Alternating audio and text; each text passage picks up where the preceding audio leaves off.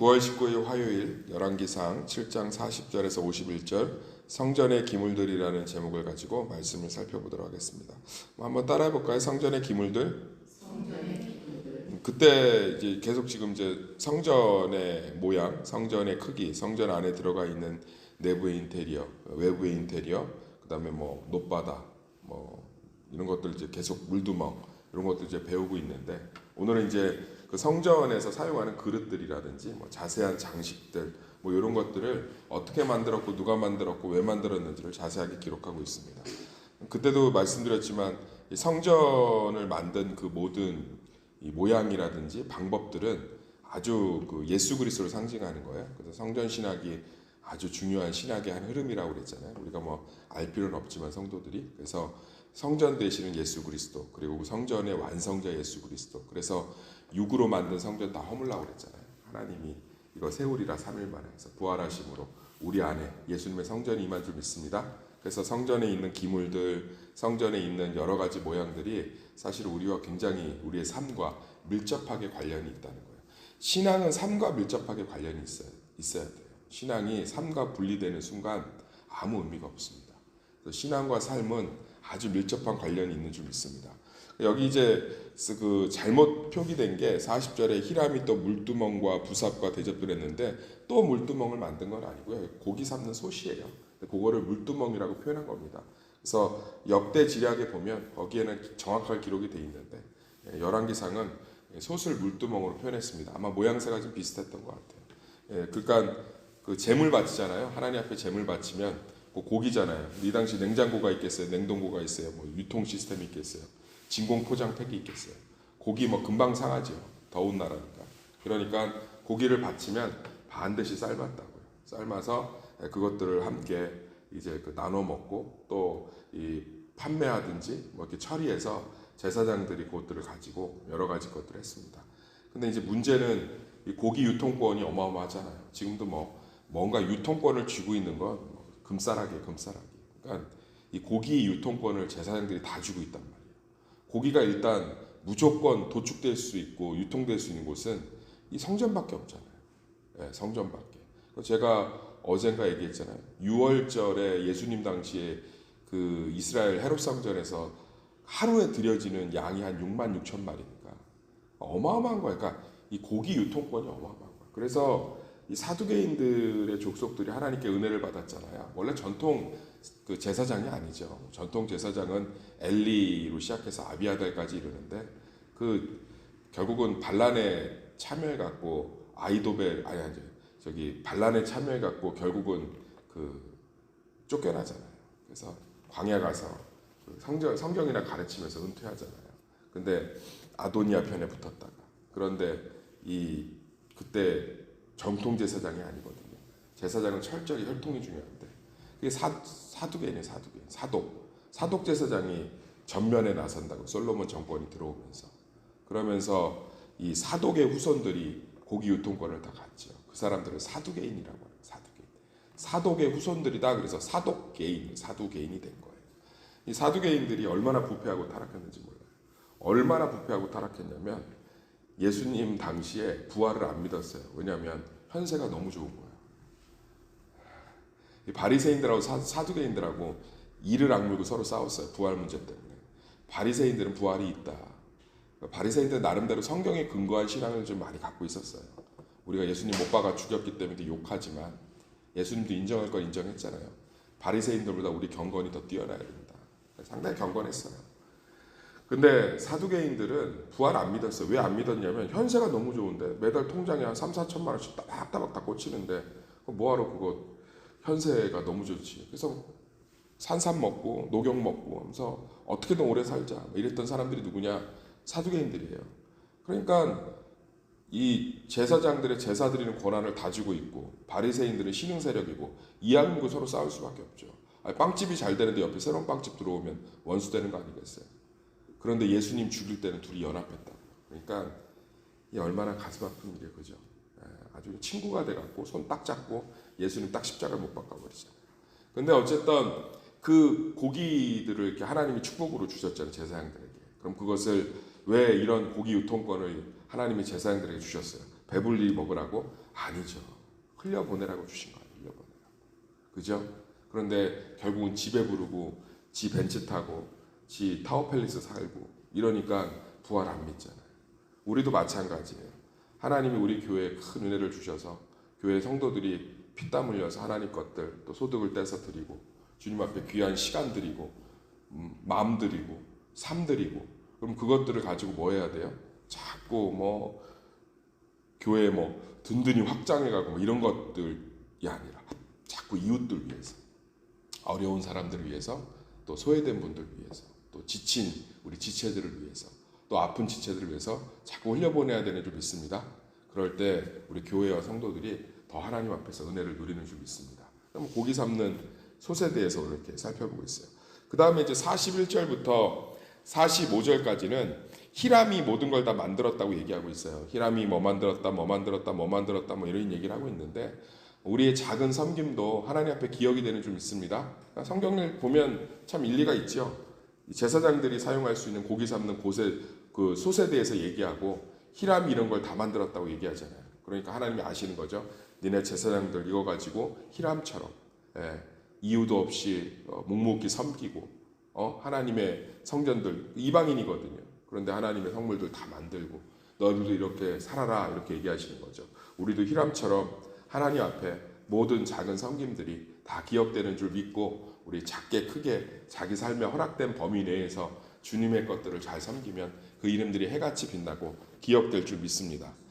참 재밌는 것은 그 성전 안에 있는 것들은 은금으로 만들었는데 이 성전에서 사용되는 그릇이나 뭐 집게나 포크 뭐 고기 이렇게 찌를 때 익었나 안 익었나 찔러보는 거 있거든요.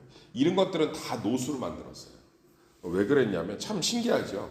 웬만하면 상징적으로 금이나 은으로 만들 것 같은데 이거를 통해서 말씀하시는 게 뭐냐면 성전 안은 금으로 만들고 은으로 만들어서 화려하잖아요. 그런데 성전 밖에 있는 모든 실생활에 사용되는 물건들은 다 실용적이고 튼튼한 노수로 만들었다. 놋그릇이 얼마나 튼튼해요. 무르지 않죠. 단단하죠. 그런데 이 은금은 실생활에 쓰기에는 무르다고요. 물러. 열에도 약하고 압력에도 약하고. 그러니까 신앙이 뭐라는 거예요? 하나님 앞에서의 신앙은 은금처럼 정말 정결하고 순결하고 주님 앞에 온전히 있어야 되지만 삶은 노처럼 어떻게 해야 돼요? 튼튼하고 실용적이고 하나님 앞에서 담대하고 이래야 되는데 오히려 반대인 경우들이 너무 많아서 가슴이 아픈 거죠.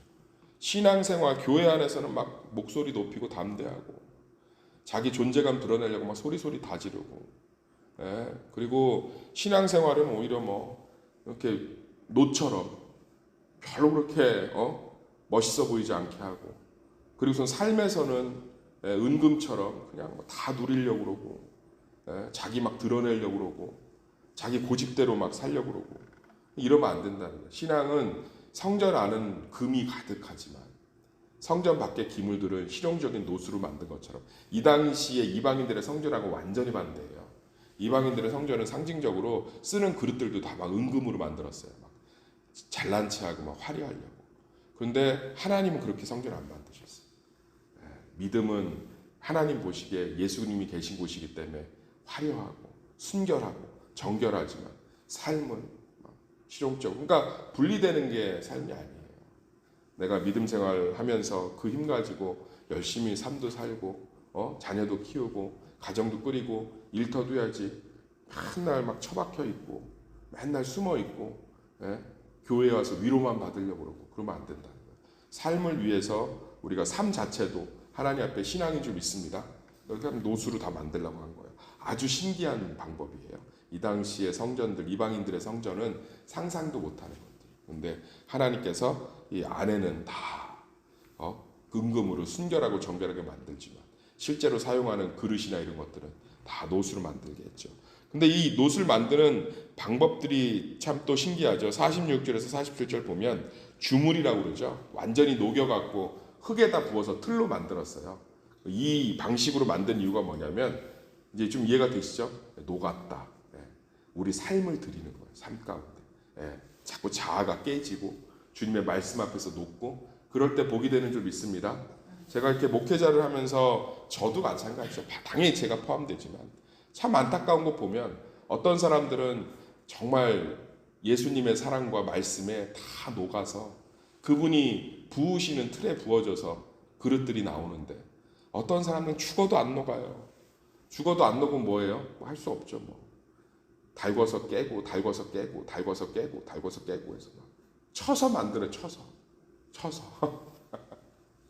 그러니까 제가 신앙생활에는 두 종류가 있다고 했잖아요. 하나님과 동행하거나 하나님께 끌려오거나. 목적은 같아요. 하나님 우리를 포기하지 않기 때문에 목적지까지는 가는데, 어떤 성도는 하나님과 손잡고 같이 대화하면서 에녹처럼 이렇게 가는 거고, 동행하면서.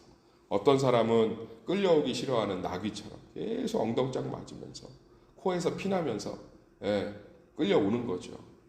왜냐하면 거기까지 가야 되니까. 오늘 모든 성전의 그릇들을 다 녹여 만들려고 그랬어요. 우리 말씀 앞에서 녹읍시다. 내가 살아왔던 삶에서 내가 붙들고 있는 자존심, 열등감, 비교의식 다 있어요. 다. 제가 이런 설교하고 나면 어떤 분들이 꼭 그래요. 목사님 제 얘기 같아요. 근데 지구상에서 열등감과 비교의식 없는 사람 없어요. 왜냐하면 이미 에덴 동산에서 사람이 타락할 때 하나님 자체에게서 거절감을 당한 순간부터 사람은 끊임없이 존재감을 찾게끔 돼 있는 존재로 바뀌었어요. 그래서 다 있다고 다. 그런데 그런 내 모습을 말씀 앞에서, 십자가 앞에서 녹여내야죠. 우리가 예수 십자가 얘기하면 뭐 그런가 보다, 감사하다, 그게 아니죠. 신이 온 우주를 창조한 하나님이 나를 위해서 십자가에 죽으셨다는 건 지금 내 삶이 그분의 완전한 사랑 가운데 있다는 거잖아요. 누가 나를 욕한들 뭔 상관이에요. 그분이 나를 위해 죽으셨는데, 증명이 끝났는데. 의대 합격한 애가 지나가다가 너 왜 그렇게 기분 좋아하고 자꾸 그렇게 다니면은 안 되지 하고선 어떤 운전하는 사람이 빵 하고선 조심해 하고 욕하면 그거 듣고선 기분 나쁘겠어요? 죄송합니다 그러고 기분 좋지. 왜요? 나 합격했잖아. 그래 안 그래요? 어떤 사람이 맨날 집주인한테 월세 못 낸다고 욕먹고 있다가 로또 당첨돼서 한 20억 통장에 들어왔으면 집주인이 그날도 전화해갖고 다음 달에 방 빼라고 그러면 기분 나쁘겠어요? 아예 뺄게요. 빼지. 예수님이 나를 위해 십자가에 죽으셨잖아요. 얼마나 누구한테 증명을 받아요? 저도 목회하다 보면 오해받고 욕도 먹어요. 그럼 기분 나쁘죠. 기분이 어떻게 안 나빠요? 화도 나요. 억울해서 막 잠이 안 올 때도 있어요. 그런데 내가 왜 그 사람한테 증명을 받아요? 예수님께 이미 증명을 받았는데. 나는 존귀한 자고 생명을 던지실 만큼 값 있는 자고. 기쁘죠. 기쁘니까 그래요. 제가 그거 그렇게 할게요. 이렇게 할 수 있는 거예요. 웃으면서 품을 수 있고. 더 이상 뭐가 필요해요? 제 삶에 문제가 없을 것 같아요? 문제가 있죠. 몸 아프고 힘들고 문제 터지고 경제적으로, 영적으로, 정신적으로. 근데 그 모든 게 예수님이 내 사랑 안에 있잖아요.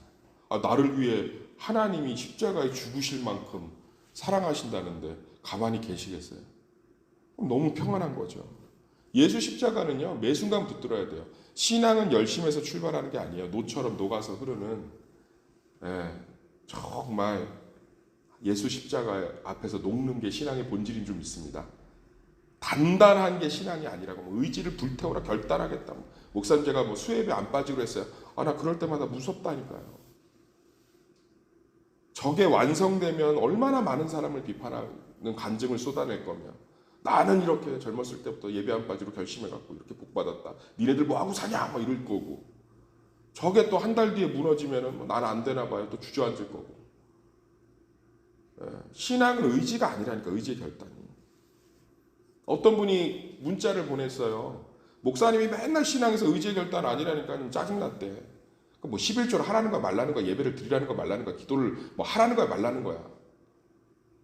근데 어느 순간부터 예수 복음이 내 안에 들어오고 십자가가 확신되니까 문제가 나를 건들질 못하고, 그러니까 자연스럽게 예배가 사모되고 말씀이 더 그립고 기도가 더 깊어지고 풍성해지고, 나 지금 신기하다 막 이러시더라고. 문자에 지금 신기하대요. 문제가 나를 건들지를 못하는 거야. 그게 복음이에요. 복음. 십자가. 막 모든 기물들을 막 쇠로 쳐서 막 찬물에 담갔다 뜨거운 불에다 막 달궜다 쳐갖고 만들면 얼마나 튼튼하고 멋있겠어요. 근데 다 녹여 만들래잖아요. 다 녹여서. 우리 삶이 진짜 믿음이 뭔지 아세요? 십자가 앞에서, 말씀 앞에서 녹는 거예요. 아멘. 그 사랑 앞에 녹는 거. 아니, 그런 얘기 안 해요. 아우, 아름다운 사랑 고백 들으면 내 마음이 녹는다. 아우, 막 녹는다 이러잖아요. 녹는 거예요. 주님의 사랑 앞에, 십자가의 용광로 앞에서 녹으시기를 소망합니다. 그게 우리 삶의 향기로운 하나님 앞에 성물들이 되는 거예요. 그 사랑 앞에 녹는 거죠. 예수 안에 있고 예수님의 사랑에서 우리를 끊을 수 없고 예수님이 나를 평가하고 인정했고 뭐 더 이상 뭐가 필요해요? 아무것도 필요 없죠. 아무것도 필요 없어요. 그 앞에서 녹는 거예요. 녹는 거. 할렐루야. 그래서 정말 그 오늘 놋을 부어 만들잖아요. 그리고 나서 이 성전의 금 기구들 또 다 이렇게 얘기하고 있어요. 하나님께도 바칠 것들은 금으로 다 만들어요. 그만큼 하나님, 금, 정결, 권위, 위엄 이런 것들을 상징하는 거죠. 우리 삶 가운데서 하나님의 말씀 앞에서는 정말 이렇게 모든 걸 다 금으로 만든 것처럼 하나님을 경외하고 사랑하지만 삶의 현장에서는 그 말씀 앞에, 사랑 앞에 다 녹아 흐르시기를 바랍니다. 그래서 정말 주님이 원하시는 그릇이 만들어지길 소망합니다. 그 그릇을 내가 막 쇠 두들겨 갖고 막 만드는 그릇보다 녹아서 주님의 사랑에 녹아서 주님이 만드신 그릇이 기가 막혀요. 기가 막히다. 어떤 쇠를 다루시는 분이 저한테 교수님이신데 금속학 종합과 이게 기가 막히대요. 저도 그분한테 좀 들었는데 이게 쇠를 망치로 쳐서 만드는 건 화려한 열매 모양이나 이런 걸 그릇에다 새길 수가 없대요. 그렇지 않겠어요? 근데 녹아 흐르면 진짜 오늘 나오잖아요. 석류 이런 열매들을 풍성하고 사실적으로 표현할 수 있다. 내가 그 말 듣는데 참 그렇게 전문가의 눈으로 묵상해 보니까 상당히 괜찮더라고요. 네, 우리 힘으로 해봤자 투박한 그릇 나오는데 뭐 내 뜻대로 사는 게 최고야. 뭐 내 마음대로 사는 게 최고야. 그래봤자 투박한 그릇 나오는데 주님의 십자가 앞에 녹아서 흐르면 막 온갖 열매, 온갖 사슴 막 모든 걸 표현할 수 있대요. 아주 구체적으로.